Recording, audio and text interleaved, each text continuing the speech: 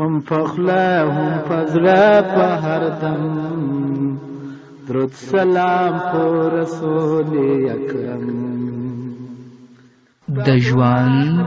لار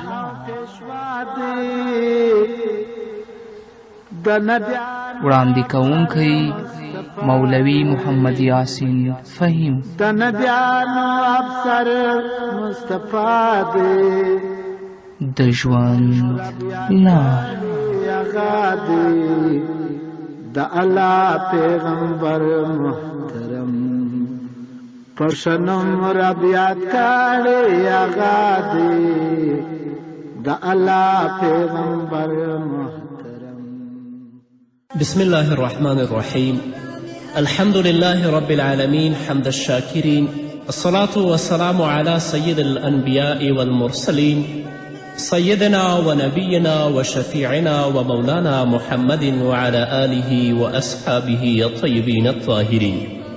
قدرمنو اوریدونکو د ژوند د لارې د خپرونې مینوالو، السلام علیکم ورحمة الله وبرکاته. ستاسو روغتیا او خوشحالي د پاک رب نه غواړم، په دې هیله چې د صحت او عافیت جامې په تن ولرئ او خوشحالي مو په برخه. دا دی زه محمد یاسین فهیم د ژوند د لارې د خپرونې په وړاندې کولو کې ستاسو په خدمت کې یم، په دې هیله چې دا خپرونه ستاسو د پام وړ وګرځي. قدرمنو اوریدونکو، زموږ د نننۍ خپرونې موضوع ده زړه په څه شي ژوندی کیږي. دا ظاهره خبره ده چې د مسلمان انسان زړه په ګناه باندې، په معصیت باندې مړ کیږي. هغه انسان چې تل لپاره ګناه ته مخه کړې وي او د هغه ساعتونه او د هغه ژوند ټول په ګناه کې تیریږي، نو د هغه زړه مړ کیږي. بیا د الله ویره، د الله خوف، د الله محبت، د دین محبت د هغه په زړه کې نه وي. خو د دې برعکس د زړه ژوندون د الله رب العزت په ذکر باندې دی. د زړه ژوندون په دې باندې دی چې یو انسان ګناه پرېږدي، الله ته مخه کي، نو چې زړه دې ژوندی شه، بیا به د الله مینه ستا په زړه کې پرته وي، د الله ویره به پرته وي، د رسول الله مینه به پرته وي، د قیامت او د جهنم ویره به ستا په زړه کې پرته وي، او تل لپاره به هغو کارونو ته مخه کوي چې هغه باندې الله او د الله رسول راضي کیږي. عبدالله ابن مبارک رحمه الله فرمایي: رأیت الذنوب تمیت القلوب وقد یورث الذل ادمانها وترک الذنوب حیات القلوب وخیر لنفسك عصیانها وهل افسد الدین الا الملوک واحبار السوء ورهبانها وباعوا النفوس ولم يربحوا ولم يغل في البيع اسمانها فقد رتع القوم في جیفة یبین لذی اللب خسرانها. عبدالله ابن مبارک رحمه الله فرمایي: ما ګناهونه ولیدل چې زړونه مړه کوي او په هغې باندې عادت کېدل ذلت منځته راوړي. دا واقعي خبره چې ګناه زړه مړ کوي، او هغه څوک چې په ګناه باندې همیشه والی کوي، هغه انسان په ټولنه کې، په کورنۍ کې هغه ذلیله رسوا وي. همدارنګه د ګناهونو پرېښودل زړه ژوندی کوي، یا د ګناهونو پرېښودل د زړونو ژوندون دی، نو ځان ته دې د هغې مخالفت اختیار کړه، یعنې ګناهونه پرېږده. بېشکه چې دین نااهله بادشاهانو، بدو عالمانو او جاهلو عابدانو خراب کړه. ګناهګارانو خپل ځانونه خرڅ کړل، خو په دې معامله کې پیسې زیاتې نه شوې، یعنې کومه ګټه یې ونه کړه. بېشکه هغوی په داسې مرداري کې مشغول شول چې هر عاقل انسان ته یې تاوان څرګندیږي. په ګناه باندې اخته کېدل واقعا په مرداري او په جیفه باندې اخته کېدل دي، او په جیفه او په مرداري باندې اخته کېدل هغه څوک چې صاحب د عقل وي، صاحب د فکر وي، د هغه تاوان او د هغه بدبویي هغه ته خامخا څرګندوي. نو د زړونو ژوندون د الله په یاد باندې دی، د الله په ویره باندې دی، د الله په مینه باندې دی. امام ابن قیم رحمه الله فرمایي چې ما د خپل استاذ شیخ الاسلام ابن تیمیه رحمه الله نه اورېدلي چې هغه به ویل: څوک چې دغه کلمه یا حی یا قیوم لا اله الا انت د دې په لوستلو باندې همیشه والی وکړي، د سهار د سنتو او د فرضو ترمنځ 40 ورځې په دغه ذکر باندې همیشه والی وکړي، نو په دې سره به الله رب العزت زړه ژوندی کړي چې هغه زړه به بیا هیڅکله مړ نه شي. لکن له بده مرغه چې موږ سهار د غفلت په خوبونو باندې پراته یو، یا د سره زموږ نه مونځ پاتې، اودس پاتې، او که مونځ او اودس هم کوو په هغه وخت کې کوو چې هغه قضا وي د مانځه وخت زموږ نه تللی وي دا خو لا پرېږده چې موږ وختي پورته شو اودس وکړو سنت وکړو او د سنتو د فرضو په منځ کې الله یاد کړو چې هغه باندې زموږ زړونه ژوندي شي دې نه ډېر قافله یو الله دې موږ ته توفیق راکړي دا د غفلت خوبونه پرېږدئ خویندو ورونو الله ته مخه کوي د الله یاد ته مخه کړئ د الله په ذکر باندې د خپل زړونه ژوندي کړئ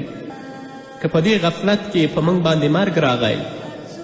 چې په هغه وخت کې موږ سره د مانځه پروا هم نه وي د الله د یاد پروا هم نه وي نو الله ته به په کومو سترګو درېږو الله به زموږ نه څه پوښتنه کوي د دنیایي امتحان لپاره په ورځو باندې موږ تیاری نیسو چې یا په پوهنتون کې یا په لیسه کې یا په مکتب کې زه امتحان لرم لکن د رب العزت همیشني امتحان ته چې هغه ډېر سخت امتحان دی هغه لپاره کله هم موږ تیاری ونه نیو په ګناهونو باندې اخته یو او زموږ زړونه مړه دي په غفلت کې ژوند کوو هر څه رانه یېر دي نو لکه څنګه چې الله رب العزت د بدن ژوندون په خوراک او څښاک سره ګرځولی یو انسان هله ژوندی پاتې کیږي چې خوراک او څښاک وکړي همداراز رب العزت د زړه ژوندون په ذکر باندې ګرځولی چې یو انسان تل لپاره الله یاد کړي او د رزیلو کارونو او د بدو شهوتونو نه ځان لرې کړي او د هغه سره تعلق ختم کړي ځکه هغه څوک چې په ګناه اخته وي شهوتونو سره تعلق لري په هغه باندې زړه کمزوری کیږي او دا د زړه د مرګ علامه ده د زړه د مرګ علامه دا ده چې نیک کارونه نه پیژني او نه بد کار بد وګڼي هغه څوک چې نیک کار نه پیژني او بد نه ګڼي د هغه زړه مړ ده لکن هغه انسان چې کله نیک کار کوي نیک کار یې خوشحالوي او چې کله بد کار وکړي هغه بد کار باندې ډېر سخت پښیمانه وي د هغه ویره او پښیمانتیا په زړه کې پرته وي رسول الله وایي چې دا کامل مؤمن دی موږ تر اوسه نه نیک کار وپېژنده او نه بد ته بد ویلې نو زړونه مړ دي الله دې په خپل یاد سره زموږ زړونه ژوندي کړي عبدالله بن مسعود رضی الله تعالی عنهما فرمایي هغه انسان مړ نه دی چې مړ شي او په مرګ سره آرام وکړي دا مړ نه دی بلکې اصلي مړی هغه دی چې په ژوندو کې مړ وي اصلي مړی هغه دی چې هغه په ژوندو کې مړ وي د عبدالله ابن مسعود نه پوښتنه وشوه چې دغسې مړی څوک دی چې په ژوندو کې مړ وي هغه وفرمایل هغه چې نیک کار نه پیژني او بد کار بد نه ګڼي نو دا په ژوندو کې مړ دی دا د نیکي کولو باندې خوشحاله شئ نیکي طرف ته ځان د خپل اولاد د خپل دوستان د خپل کورنۍ وهڅوئ او بد کار بد وګڼئ ځان ترې وساتئ خپل اولاد د هغه نه منع کړئ د خپل کورنۍ ته د هغه اسرار بیان کړئ داسې نه چې په ژوندو کې موږ مړو کامل انسان هوښیار انسان هغه دی چې هغه د زړه له مرګ نه ویریږي نه د بدن له مرګ څخه د بدن له مرګ څخه نه ویریږي هغه د زړه د مرګ څخه ویریږي موږ او تاسو وینو چې زیاتره خلک د بدنونو له مرګ څخه ویریږي او ډار لري چې په ما باندې مرګ رانشي خو د زړونو د مرګ پروا نه کوي او له دغې طبعي ژوند څخه پرته بل ژوند نه پیژني او دغسې حالت انسان ته هله راځي چې د هغه روح او د هغه زړه مړ وي د الله ویره پکې پرته نه وي که طبیعي مرګ نه مه ویرېږئ د زړونو د مرګ نه وویرېږئ که د زړه مړ وه او تا پسې مرګ راغی نو دا دنیا دې خرابه او غم که د زړه ژوندی و د الله په یاد باندې د طبیعي مرګ نه مه ویرېږه هیله ده چې الله رب العزت هغه په تا باندې آسانه کړي د خپل مزاج د خپل خواهشات په ځان باندې حاکم مه ګرځوئ خپل مزاج چې هغه چا باندې حاکم وي د خپل د خواهشاتو نفسي خواهشاتو تابع وي نو په دغه وخت کې خو یا به یې زړه ذلیل او بندي وي او یا به ماتې خوړونکی او شکست خورده زړه وي ذلیله به وي که تاسو غواړئ چې ستاسو په زړه کې استقرار وي ستاسو په زړه کې آرامتیا وي ستاسو په زړه کې سکون وي نو په خپل زړه کې د الله یاد ته ځای ورکړئ د الله ویرې ته ځای ورکړئ الله همیشه ځان سره وګڼئ چې بیا به هم د دنیا ژوند او هم د آخرت ژوند دواړه ښایسته وي زړه همیش د الله رب العزت په لور باندې تګ کوي خو په دې تګ کې ډول ډول خنډونه او ډول ډول تخریب کوونکه څیزونه دي چې مسلمان ته مخکې کیږي تر څو له سمې لارې څخه دا زړه واړوي او د کامیابي او د ژغورنې اصلي هدف ته ونه رسیږي، چې د هغو په جمله کې چې تا زړه د الله نه راګرځئ ډیر اختلاط دی، د آرزوګانو او د هیلو په سمندر کې ډوبېدل دي، د غیر الله سره تعلق لرل دي، زیات خوراک کول دي او ډیر خوب کول دي. نو ډیر اختلاط هم د انسان زړه مړ کوي، زړه غافلوي. هغه څوک چې د خپل د آرزوګانو او د هیلو په سمندر کې ډوب وي، د غیر الله سره تعلق لري، زیات خوراک کوي او ډیر خوب کوي، نو دا هم د ستا د زړه هغه حرکت چې الله طرف ته لري، هغه سیر چې د ستا زړه الله طرف ته لري، د هغه په لاره کې خنډ واقع کیږي او تا نه پرېږدي چې هغه نهایي هدف ته او کامیابي ته ورسیږي. د خلکو سره ډیره ناسته، صحبت، فکر او ذهن پراګنده کوي او د زړه توانایي کمزوري کوي، چې په دې صورت کې بیا په زړه کې د الله تعالی او د آخرت یاد لپاره کوم ځای پاتې نشي او له خپل منزل څخه ودرېږي. هغه انسان چې تل لپاره د خلکو سره خبرې و ناستې پاستې وي، نو د هغه فکر او ذهن پراګنده وي، د زړه توانایي یې کمزوري وي، چې بیا په زړه کې د الله تعالی او د آخرت یاد لپاره کوم ځای نه وي پاتې او د خپل منزل څخه ودرېږي، هدف ته نه رسیږي. خو هغه اختلاط او ګډون چې یوازې د دنیا لپاره وي، هر هغه اختلاط او ګډون چې یوازې د دنیاوي ګټو په خاطر وي او د آخرت کومه خبره او ګټه پکې مطرح نه وي، د خلکو ترمنځ دوستي پر دښمني سره بدلوي. چې د آخرت کومه خبره او ګټه پکې مطرح نه وي، نو دا دنیاوي اختلاط د خلکو ترمنځ دوستي پر دښمني بدلوي. بیا به دغسې خلک په آخرت کې خپله پښیمانتیا ښکاره کوي، خو د هغو پښیمانتیا به دوی ته کومه ګټه نه رسوي. الله رب العزت فرمایي په سورة الفرقان کې، همدارنګه په سورة زخرف کې، ویوم یعد الظالم علی یدیه یقول یا لیتنی اتخذت مع الرسول سبیلا یا ویلتا لیتنی لم اتخذ فلانا خلیلا لقد اضلنی عن الذکر بعد اذ جاءنی. الله رب العزت رسول الله ته وی یاد کړه هغه وخت، یعنی د قیامت ورځ، چې ظالم به په خپلو دواړو لاسونو خوله لګوي، خپل لاسونو باندې به چک لګوي، له ډیره غمه او افسوسه به ووایي چې ای کاشکې له پیغمبر سره مې د نجات لار نیولې وی، هی زما تباهي او عذابه، کاشکې فلانکي سره مې دوستی نه وی کړې، یا فلانکی ما په دوستی سره نه وی نیولې، د هغه سره مې ډیره ناسته پاسته او اختلاط نه وی کړی. بېشکه چې هغه زه له پند او نصیحت، یعنې د قرآن د اورېدلو څخه بېلارې کړم وروسته دې چې قرآن ماته راغلی و. همدارنګه الله فرمایي الاخلاء یومئذ بعضهم لبعض عدو الا المتقین. هغه څوک چې په دنیا کې په کفر او ګناه کې دوستان ول، نو یو تر بله به د آخرت په ورځ دوی دښمنان وي، مګر پرهیزګاران خلک به داسې نه وي چې هغو دوستي په دنیا کې و، هغه دوستي نه به په آخرت کې هم. نو ډیر اختلاط کول واقعا زړه کمزوری کوي، د انسان ذهن پراګنده کوي، چې په هغه کې بیا د الله تعالی او د آخرت یاد لپاره کوم ځای نه وي. د یو مسلمان اختلاط او ګډون باید له نورو مسلمانانو سره عبث او بېځایه نه وي، بلکې د مصلحت او د تعاون پر بنا وي، لکه د جمع په مانځه کې، د جمعې ورځې په مانځه کې، د اخترونو په منځونو کې او په حج کې اختلاط، او همدارنګه د علم او زده کړې په خاطر د خلکو د نصیحت او خیرخواهي لپاره او په مباحو کارونو کې اختلاط کول، نو دا د مصلحت او د تعاون په بنا دي. هغه اختلاط چې هغه اخروي هیڅ کومه نفع نه لري، هغه یوازې دنیاوي ګټو په خاطر وي او د آخرت کومه خبره او ګټه پکې مطرح نه وي، نو د خلکو ترمنځ دوستي پر دښمني سره بدلوي. همداراز د آرزوګانو او د هیلو په سمندر کې ډوبېدل د ستا زړه د الله رب العزت د سیر او د حرکت طرف نه چې دا زړه هغه طرف ته حرکت کوي دا راګرځوي، او په هیلو او په آرزوګانو سمندر کې ډوبېدل په دې لاره کې تا دپاره ډېر لوی خنډ دی. په آرزوګانو کې ورګډېدل داسې سمندر ته لاهو کیدل دي چې ساحل نه لري، او دې سمندر ته له علم او پوهې تشلاسي او مفلس خلک ورګډېږي. هغه څوک چې علم او پوهه لري دې سمندر د آرزوګانو ته نه ورګډېږي، لکه څرنګه چې ویل شوي دي آرزوګانې د مفلسو خلکو پانګه ده، او داسې پانګې لاسته راوړلو سائل شیطان د دروغې وعدې او د خیالونو خوبونه دي. هغه نفس چې ټول کوشش یې د دنیا لاسته راوړل دي، او هغه نفس چې تل لپاره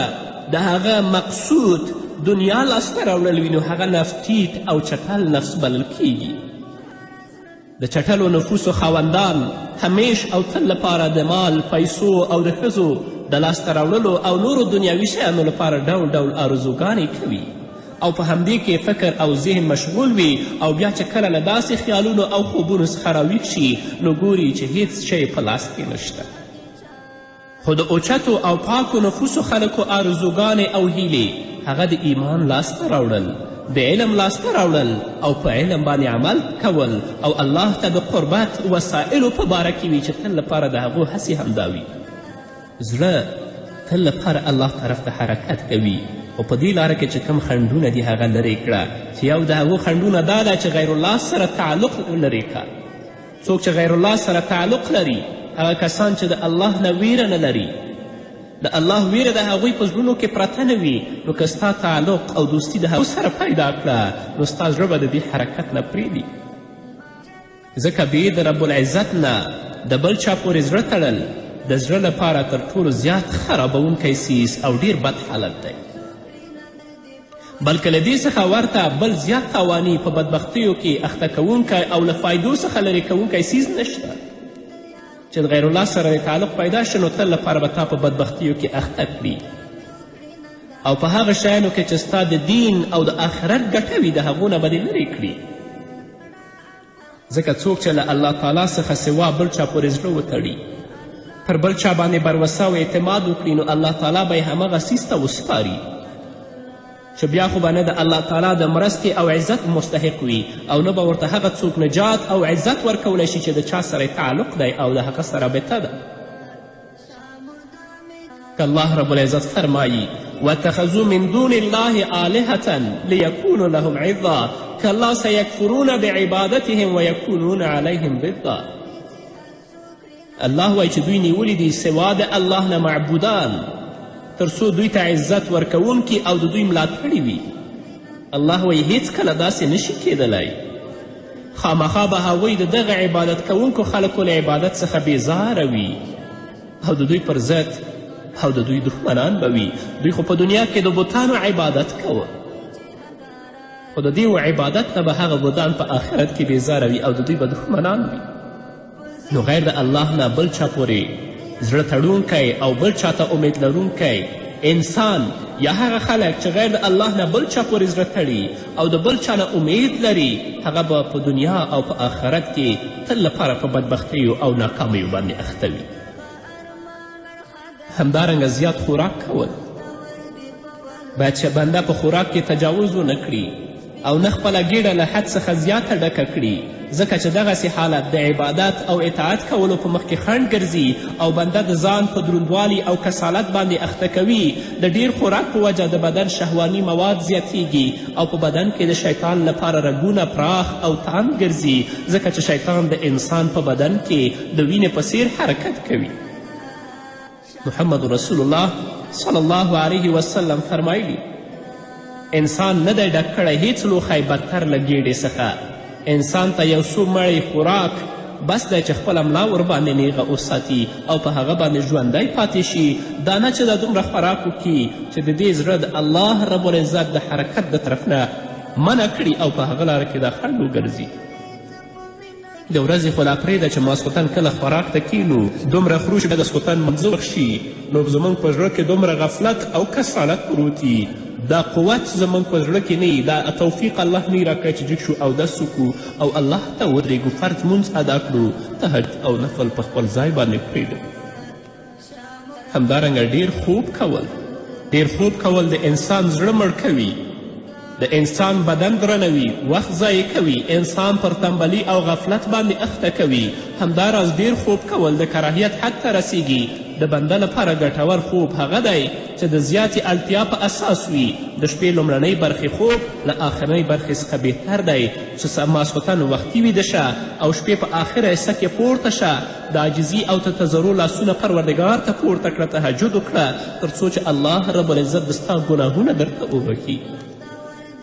ماسخوتن هم ویده، ټوله شپه په خوب، سهار مانځه ته هم نه پورته کیږو.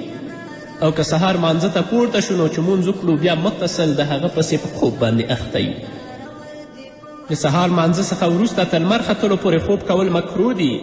ځکه چې دا د ګټې د لاسته راوړلو مهال دی او د سالکینو یعنی هغه څوک چې الله سره رابطه لري دا د هغو دپاره د سیر یعنی د تګ کولو په خاطر د سهار مانځه نه وروسته وخت دا ډیر لوی امتیاز لري. ان تر دې که چیرې هغوی د شپې په اوږدو کې هم سیر کړی وي نو د لمر ختلو پورې ځانونو ته له سیر څخه وروسته کېدلو اجازت نه ورکوي یا د لمر ختلو پورې خوب نه کوي هغه څوک چې الله سره تعلق لري. دا ځکه چې دغه مهال د ورځې پیل دی، دغه وخت روزي او برکتونه راځي او د خلکو ترمنځ تقسیمات کیږي او دا چې دغه مهال د ورځې کنجي او شروع ده نو په نورې ټولې ورځې باندې اثر غورځي. پس په دغه وخت کې خوب کول نه دي پکار او که څوک پکې خوب کوي نو باید چې هغه د زیاتې اړتیا په اساس وي چې ټوله شپه یې خوب نه کړی په کوم تکلیف کې اخته وي. نو قدرمنو اورېدونکو د خپل زړونه د الله په طاعت باندې ژوندي کړئ، د ګناهونو د بدبختیو نه لاس په سر شئ چې عزت د دنیا او د آخرت هم په برخې شي. قدرمنو اورېدونکو دا به زموږ نننۍ خپرونه چې ستاسو دران حضور ته وړاندې کړو. تر بلې خپرونې پورې چې زه بیا هم ستاسو دران حضور ته راځم تاسو ټول په پاک رب سپارم. پاتې ژوند او پاتې ورځ نیکمرغه الله مو مل. چې ظلمونه کول کافرانو پر حضرات او هم پر اصحابانو، چې ظلمونه کول کافرانو پر حضرات او هم پر اصحابانو، چې بلال زوروي ظالمانو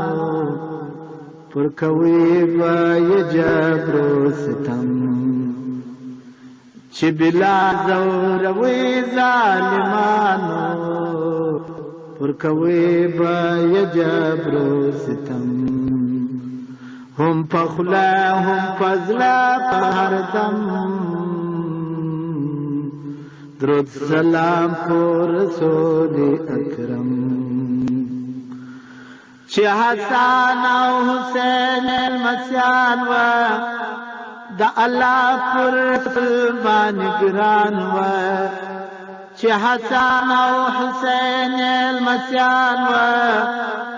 د الله پر رسول باندې ګران و،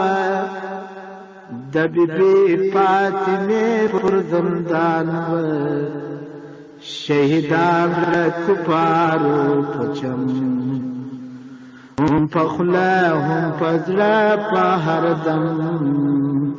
درود سلام پر رسول اکرم، هم په خوله هم په زړه په هر دم درود سلام پر رسول اکرم. چې بوتان د کعبې ماتېدله حق قایم باطل کاږه کوله، چې بوتان د کعبې ماتېدله حق قایم باطل کاږه کوله. و هغه دوستینه به هم په آخرت کې هم نو ډیر اختلاط کول واقعا زړه کمزوری کوي، د انسان ذهن پراګنده کوي چې په هغه کې بیا د الله تعالی او د آخرت یاد لپاره کوم ځای نه وي. د یو مسلمان اختلاط او ګډون باید له نورو مسلمانانو سره عبث او بې ځایه نه وي بلکې د مصلحت او د تعاون پر بنا وي، لکه د جمع په مانځه کې، د جمعې ورځې په مانځه کې، د اخترونو په منځونو کې او په حج کې اختلاط، او همدارنګه د علم او زده کړې په خاطر د خلکو د نصیحت او خیرخواهي لپاره او په مباحو کارونو کې اختلاط کول، نو دا د مصلحت او د تعاون په بنا دي. هغه اختلاط چې هغه اخروي هیڅ کومه نفع نه لري، هغه یوازې دنیاوي ګټو په خاطر وي او د آخرت کومه خبره او ګټه پکې مطرح نه وي، نو د خلکو ترمنځ دوستي پر دښمني سره بدلوي. همداراز د آرزوګانو او د هیلو په سمندر کې ډوبېدل د ستا زړه د الله رب العزت د سیر او د حرکت طرف نه چې دا زړه هغه طرف ته حرکت کوي دا راګرځوي، او په هیلو او په آرزوګانو سمندر کې ډوبېدل په دې لاره کې تا دپاره ډېر لوی خنډ دی. په آرزوګانو کې ورګډېدل داسې سمندر ته لاهو کېدل دي چې ساحل نه لري، او دې سمندر ته له علم او پوهې تشلاسي او مفلس خلک ورګډېږي. هغه څوک چې علم او پوهه لري دې سمندر د آرزوګانو ته نه ورګډېږي. لکه څرنګه چې ویل شوي دي آرزوګانې د مفلسو خلکو پانګه ده او داسې پانګې لاسته راوړلو سائل شیطان د دروغې وعدې او د خیالونو خوبونه دي. هغه نفس چې ټول کوشش یې د دنیا لاسته راوړل دي او هغه نفس چې تل لپاره د هغه مقصود دنیا لاسته راوړل وي نو هغه نفس ټیټ او چټل نفس بلل کیږي. د چټلو نفوسو خاوندان همیش او تل لپاره د مال، پیسو او د ښځو د لاسته راوړلو او نورو دنیاوي شیانو لپاره ډول ډول آرزوګانې کوي او په همدې کې فکر او ذهن مشغول وي او بیا چې کله له داسې خیالونو او خوبونو څخه راویښ شي نو ګوري چې هیڅ شی په لاس کې نشته.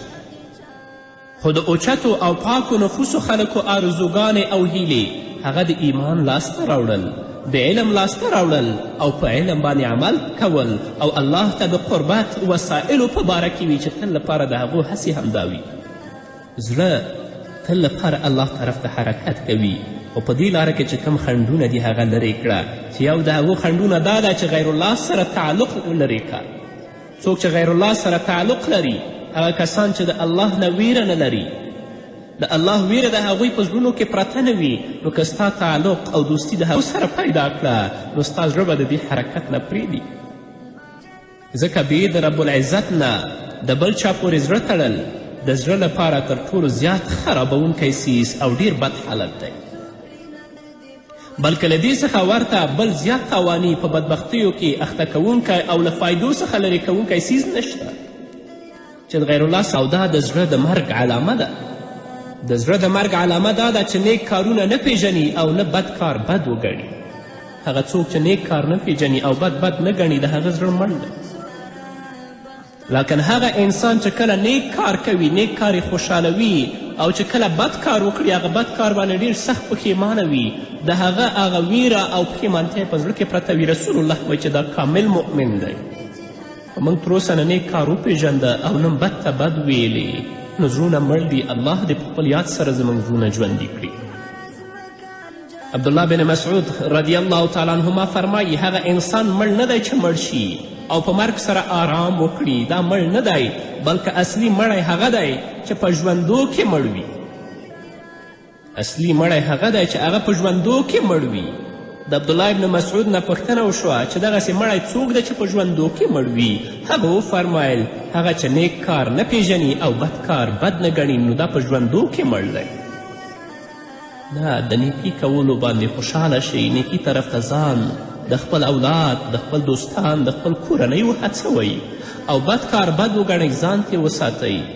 خپل اولاد د هغه نه منع کړئ، د خپل کورنۍ ته د هغه اسرار بیان کړئ، داسې نه چې په ژوندو کې موږ مړو. کامل انسان،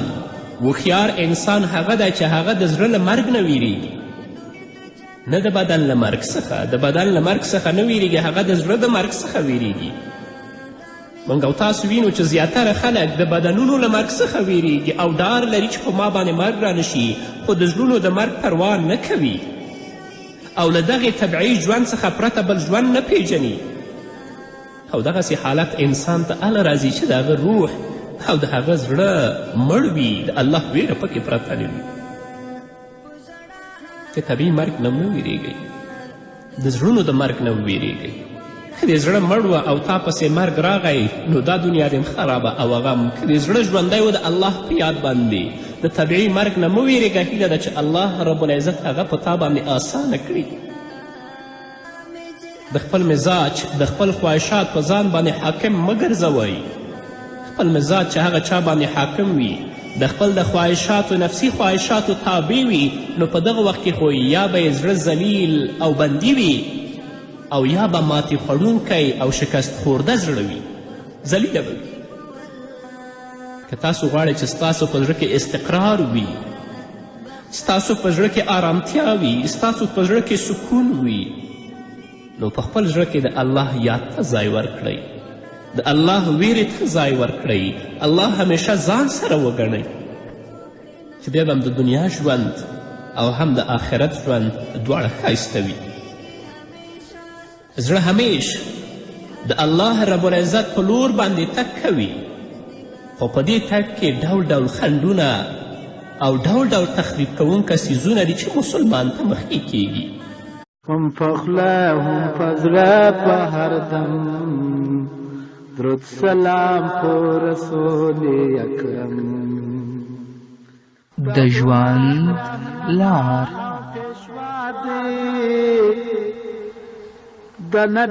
وړاندې کوونکی مولوي محمد یاسین فهیم. د نبیانو افسر مصطفی دی د ژوند لار هغه دی د الله پیغمبر محترم پرشنم رب یاد کړي هغه دی د الله پیغمبر محترم. بسم الله الرحمن الرحيم. الحمد لله رب العالمين حمد الشاكرين، الصلاة والسلام على سيد الأنبياء والمرسلين سيدنا ونبينا وشفيعنا ومولانا محمد وعلى آله وأصحابه الطيبين الطاهرين. قدرمنو اوریدونکو د ژوند د لارې د خپرونې مینوالو، السلام علیکم ورحمة الله وبرکاته. ستاسو روغتیا او خوشحالي د پاک رب نه غواړم، په دې هیله چې د صحت او عافیت جامې په تن ولرئ او خوشحالي مو په برخه. دا دی زه محمد یاسین فهیم د ژوند د لارې د خپرونې په وړاندې کولو کې ستاسو په خدمت کې یم، په دې هیله چې دا خپرونه ستاسو د پام وړ وګرځي. قدرمنو اوریدونکو، زموږ د نننۍ خپرونې موضوع ده زړه په څه شي ژوندی کیږي. دا ظاهره خبره ده چې د مسلمان انسان زړه په ګناه باندې، په معصیت باندې مړ کیږي. هغه انسان چې تل لپاره ګناه ته مخه کړې وي او د هغه ساعتونه او د هغه ژوند ټول په ګناه کې تیریږي، نو د هغه زړه مړ کیږي. بیا د الله ویره، د الله خوف، د الله محبت، د دین محبت د هغه په زړه کې نه وي. خو د دې برعکس د زړه ژوندون د الله رب العزت په ذکر باندې دی. د زړه ژوندون په دې باندې ده چې یو انسان ګناه پرېږدي، الله ته مخه کي، نو چې زړه دې ژوندی شه، بیا به د الله مینه ستا په زړه کې پرته وي، د الله ویره به پرته وي، د رسول الله مینه به پرته وي، د قیامت او د جهنم ویره به ستا په زړه کې پرته وي، او تل لپاره به هغو کارونو ته مخه کوي چې هغه باندې الله او د الله رسول راضي کي. عبدالله ابن مبارک رحمه الله فرمایي: رأیت الذنوب تمیت القلوب وقد یورث الذل ادمانها وترک الذنوب حیات القلوب وخير لنفسك عصيانها وهل أفسد الدين إلا الملوك وأحبار السوء ورهبانها وباعوا النفوس ولم يربحوا ولم يغل في البيع أسمانها فقد رتع القوم في جيفة يبين لذي اللب خسرانها. عبدالله ابن مبارک رحمه الله فرمایي: ما ګناهونه ولیدل چې زړونه مړه کوي او په هغې باندې عادت کېدل ذلت منځته راوړي. دا واقعي خبره چې ګناه زړه مړ کوي، او هغه څوک چې په ګناه باندې همیشه والی کوي، هغه انسان په ټولنه کې، په کورنۍ کې هغه ذلیله رسوا وي. همدارنګه د ګناهونو پرېښودل زړه ژوندی کوي، یا د ګناهونو پرېښودل د زړونو ژوندون دی، نو ځان ته دې د هغې مخالفت اختیار کړه، یعنې ګناهونه پرېږده. بېشکه چې دین نااهله بادشاهانو، بدو عالمانو او جاهلو عابدانو خراب کړه. ګناهګارانو خپل ځانونه خرڅ کړل، خو په دې معامله کې پیسې زیاتې نه شوې، یعنې کومه ګټه یې ونه کړه. بېشکه هغوی په داسې مرداري کې مشغول شول چې هر عاقل انسان ته یې تاوان څرګندیږي. په ګناه باندې اخته کېدل واقعا په مرداري او په جیفه باندې اخته کېدل دي، او په جیفه او په مرداري باندې اخته کېدل هغه څوک چې صاحب د عقل وي، صاحب د فکر وي، د هغه تاوان او د هغه بدبویي هغه ته خامخا څرګندوي. نو د زړونو ژوندون د الله په یاد باندې دی، د الله په ویره باندې دی، د الله په مینه باندې دی. امام ابن قیم رحمه الله فرمایي چې ما د خپل استاذ شیخ الاسلام ابن تیمیه رحمه الله نه اورېدلي چې هغه به ویل: څوک چې دغه کلمه یا حی یا قیوم لا اله الا انت د دې په لوستلو باندې همیشه والی وکړي، د سهار د سنتو او د فرضو ترمنځ 40 ورځې په دغه ذکر باندې همیشه والی وکړي، نو په دې سره به الله رب العزت زړه ژوندی کړي چې هغه زړه به بیا هیڅکله مړ نه شي. لاکن له بده مرغه چې موږ سهار د غفلت په خوبونو باندې پراته یو، یا د سره زموږ نه مونځ پاتې اودس پاتې، او که مونځ او اودس هم کوو په هغه وخت کې کوو چې هغه قضا وي، د مانځه وخت زموږ نه تللی وي. دا خو لا پرېږده چې موږ وختي پورته شو، اودس وکړو، سنت وکړو، او د سنتو د فرضو په منځ کې الله یاد کړو چې هغه باندې زموږ زړونه ژوندي شي. دې نه ډېر غافله یو. الله دې موږ ته توفیق راکړي. دا د غفلت خوبونه پرېږدئ خویندو ورونو، الله ته مخه کوي، د الله یاد ته مخه کړئ، د الله په ذکر باندې د خپل زړونه ژوندي کړئ. که په دې غفلت کې په موږ باندې مرګ راغی چې په هغه وخت کې موږ سره د مانځه پروا هم نه وي، د الله د یاد پروا هم نه وي، نو الله ته به په کومو سترګو درېږو؟ الله به زموږ نه څه پوښتنه کوي؟ د دنیایي امتحان لپاره په ورځو ورځو باندې موږ تیاری نیسو چې یا په پوهنتون کې یا په لیسه کې یا په مکتب کې زه امتحان لرم، لکن د رب العزت همیشني امتحان ته چې هغه ډېر سخت امتحان دی، هغه لپاره کله هم موږ تیاری ونه نیو. په ګناهونو باندې اخته یو او زموږ زړونه مړه دي، په غفلت کې ژوند کوو، هر څه رانه یېر دي. نو لکه څنګه چې الله رب العزت د بدن ژوندون په خوراک او څښاک سره ګرځولی، یو انسان هله ژوندی پاتې کیږي چې خوراک او څښاک وکړي، همداراز رب العزت د زړه ژوندون په ذکر باندې ګرځولی چې یو انسان تل لپاره الله یاد کړي او د رزیلو کارونو او د بدو شهوتونو نه ځان لرې کړي او د هغه سره تعلق ختم کړي. ځکه هغه څوک چې په ګناه اخته وي، شهوتونو سره تعلق لري، په هغه باندې زړه کمزوری کیږي تر څو له سمې لارې څخه دا زړه واړوي او د کامیابي او د ژغورنې اصلي هدف ته ونه رسیږي.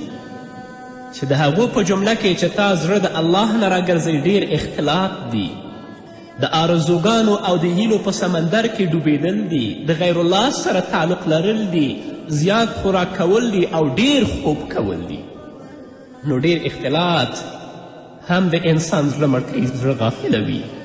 هغه څوک چې د خپل د آرزوګانو او د هیلو په سمندر کې ډوب وي،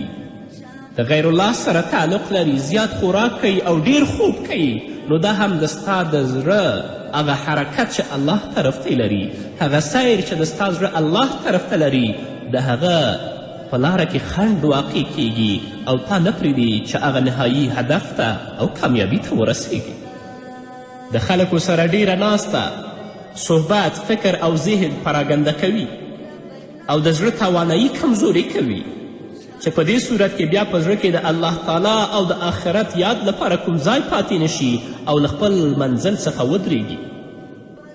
هغه انسان چې تل لپاره د خلکو سره خبرې و ناستې پاستې وي، نو د هغه فکر او ذهن پراګنده وي، د زړه توانایي یې کمزوري وي، چې بیا په زړه کې د الله تعالی او د آخرت یاد لپاره کوم ځای نه وي پاتې او د خپل منزل څخه ودرېږي، هدف ته نه رسیږي. خو هغه اختلاط او ګډون چې یوازې د دنیا لپاره وي، هر هغه اختلاط او ګډون چې یوازې د دنیاوي ګټو په خاطر وي او د آخرت کومه خبره او ګټه پکې مطرح نه وي، د خلکو ترمنځ دوستي پر دښمني سره بدلوي. چې د آخرت کومه خبره او ګټه پکې مطرح نه وي، نو د دنیاوي اختلاط د خلکو ترمنځ دوستي پر دښمني بدلوي. بیا به دغسې خلک په آخرت کې خپله پښیمانتیا ښکاره کوي، خو د هغو پښیمانتیا به دوی ته کومه ګټه نه رسوي.